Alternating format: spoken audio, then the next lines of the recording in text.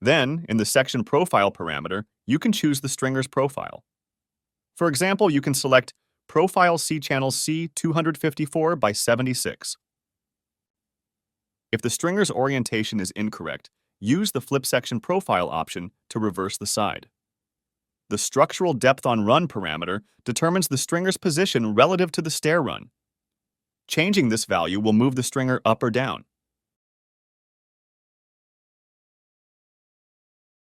Also, the Structural Depth on Landing determines its position relative to the landing.